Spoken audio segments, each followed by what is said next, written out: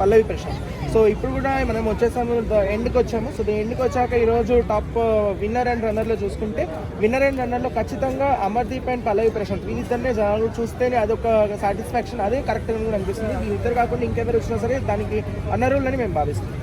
శివాజీ గారు ఉన్నారు కదా, ఉన్నారు శివాజీ గారు ఉన్నారు, ఇంట్లోనే ఉన్నారు, ఇన్ని రోజులు ఉన్నారు ఇక్కడ వరకు. అంటే ఆయన ఫినాలే వీక్లో రావడమే ఆయనకు ఒక గెలుపని అనుకుంటున్నాం. ఎందుకంటే ఆయన ఇంట్లో మనం చూసుకున్నట్లయితే ఒక పెద్దగా ఉన్నాడు ఇంట్లో. ఇప్పుడు మన అసెంబ్లీకి స్పీకర్ ఎట్లనో అలా ఇంటికి ఆయన వేసి ఆయన డామినేట్ చేస్తూ అందరినీ కూడా ఆయన ఏజ్ ఎక్స్పీరియన్స్తో, అంటే ఎవరు కూడా ఒక మాట అనలేకపోయారు. అయినప్పటికీ కూడా శివాజీ గారికి శోభ ఒక గట్టి పోటీ ఇచ్చిందని అనుకోవచ్చు ఆ మాటల విధానంలో.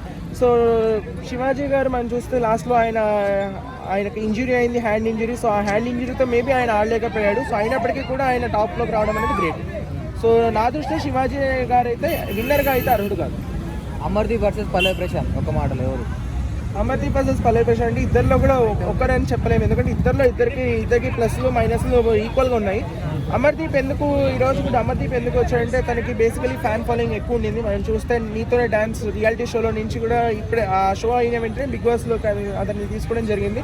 సో డాన్స్కి చాలా మంది ఫ్యాన్స్ ఉన్నారు అమర్దీప్కి. And at the same time Amardeep ఎన్ని ఫౌల్ గేమ్స్ ఆడినప్పటికీ కూడా వాటిని యాక్సెప్ట్ చేస్తూ వచ్చాడు కాబట్టి తన ఇన్నోసెన్స్ నచ్చింది జనాలు. అమర్దీప్ జెన్యూన్ అనే అనిపించింది. ఎందుకంటే కొన్ని దగ్గరలో ట్రిగర్ అయ్యాడు, లాస్ట్లో ట్రిగర్ అయ్యాడు. ఎందుకంటే అతను ఒక ఇన్నోసెంట్ క్యారెక్టర్గానే చూస్తాం. ఎందుకంటే రామాసీతలో చూసుకున్నట్లయితే అమర్దీప్ చాలా ఇన్నోసెంట్ క్యారెక్టర్. అంటే అమర్దీప్కి ఇంత నోరుందా, ఇంతగా మాట్లాడగలడా, ఇంత కోపిస్టా అనేది మనకి రీసెంట్లీ అతడి కలర్స్ అన్ని కనిపించాయి. సో మేబీ అమర్దీప్ జెన్యూన్గా ఉండొచ్చు. ఎవరు జెన్యూన్ ఎవరు ఫేక్ అనేది మనం ఎవరు కూడా చెప్పలేము. ఎందుకంటే అదంతా గేమ్ ఆ మూమెంట్లో వాళ్ళకి ఎలా అనిపించింది అనేది వాళ్ళు చూపిస్తారు. శోభ ఎలిమినేషన్ ఎలా అనిపించింది అన్న? శోభ ఎలిమినేషన్ ఫెయిరా అన్ఫెయిరా అంటే ఖచ్చితంగా అది ఫెయిర్ అనే చెప్పుకోవచ్చు. ఎందుకంటే శోభకి ఫస్ట్లో నుంచి కూడా శోభ ఇస్ ద స్ట్రాంగెస్ట్ క్యాండిడేట్ అని అనుకున్నాము లేడీస్ అందులో కూడా. కానీ తను ఏంటంటే ఒక ఫైర్ బ్రాండ్గా నిలిచింది. తను నోరుంది, తను నోరు వేసుకుని అరిచేస్తుంది, పడిపోతుంది తప్ప తన వ్యక్తిగత గేమ్ తను ఎంతసేపు మాటల్లోనే ఉంది కానీ చేతుల్లో తను చూపించలేదు. బట్ అయినప్పటికీ కూడా తనకి ఫ్యాన్ ఫాలోయింగ్తో ఇంతవరకు నెక్కొచ్చింది. సో ఆబ్వియస్లీ అనుకున్నాము కంపల్సరీ మనం చూసుకున్నట్లయితే శోభ, ప్రియాంక అండ్ అమర్దీప్ ఈ ముగ్గురు అయితే ఖచ్చితంగా ఒకరైతే డ్రాప్ అవుతారు. ఫినాలేకి కంపల్సరీ ఇద్దరు ఉంటారని మేము అనుకుంటున్నాం. అంబటి అర్జున్ ఎలిమినేట్ అయినట్టు తెలుస్తుంది.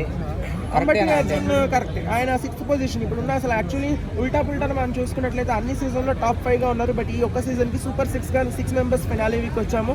సో మధ్యలో మిడ్ వీక్ ఎలిమినేషన్ ఉంటుంది అని అనుకున్నాము. అయినప్పటికీ దాన్ని కూడా రద్దు చేశారు బిగ్ బాస్. సో ఖచ్చితంగా అంబటి అర్జున్ అయితే కంపల్సరీ 6th డిజర్వింగ్. ఎందుకంటే ఆయన ఒకవేళ మనం చూసుకున్నట్టే ప్రీమియర్ షో స్టార్ట్ అయిన ఫస్ట్ ఎంట్రీ రోజు ఒకవేళ అంబటి అర్జున్ వచ్చుంటే really he is the winner అయ్యే ఛాన్సెస్ ఉన్నాయి. ఎందుకంటే mind game at the same time mentally and physically రెండిట్లో కూడా స్ట్రాంగ్ ఉన్న ఏకైక కంటెస్టెంట్ అర్జున్ అని చూసుకోవచ్చు. తన ప్రవర్తన కానివ్వండి, తన కామెడీ అని, తన వే ఆఫ్ టాకింగ్ ఇవన్నీ కూడా నచ్చాయి. బట్ ఆయన మధ్యలో రావడమే ఆయనకి నెగిటివ్ అయింది. అసలు అమర్దీప్ ఏం గేమ్ ఆడలేదు కదా, అంటే అన్ని ఫౌల్ గేమ్స్ ఆడిండు కదా, ఆయన ఎందుకు కంపేర్ చేస్తున్నారు పల్లవి ప్రశాంత్? ఈ రోజు పల్లవి ప్రశాంత్తో పోల్చుకున్నారంటే ఖచ్చితంగా అమర్దీప్ ఏంటంటే డే 1 నుంచి కూడా కెప్టెన్ అవ్వలేదు. అంటే లాస్ట్ వరకు మనం చూసామంటే తన గివ్ అప్ ఇవ్వలేదు అనమాట. ఇక్కడ కూడా గివింగ్ అప్ ఇవ్వకుండా గేమ్ స్పిరిట్తో ఆడుతూ కంటిన్యూస్గా డే 1 నుంచి కూడా నేను విన్నర్ అవ్వాలి అని ఒక కసితో ఆడాడు.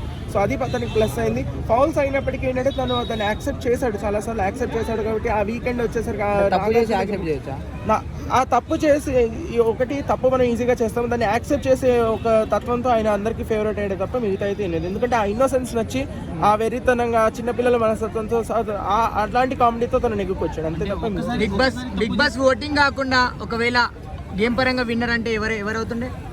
ఓటింగ్ కాకుండా గేమ్ పరంగా చూసుకుంటే యాక్చువల్లీ మనం మాట్లాడితే గౌతమ్ అనేటోడు ఫస్ట్ నుంచి కూడా బాగా ఆడాడు. బట్ అయినప్పటికీ మధ్యలోకి వెళ్ళిపోయాడు. సో గౌతమ్ గేమ్ కూడా బాగుండింది. And at the same time ఇప్పుడు మనం చూసుకుంటే ఓట్స్ ప్రకారంగా పల్లవి ప్రశాంత్ గేమ్. ఓట్ లేకుండా విన్నర్ ఎవరు అనుకుంటున్నారు?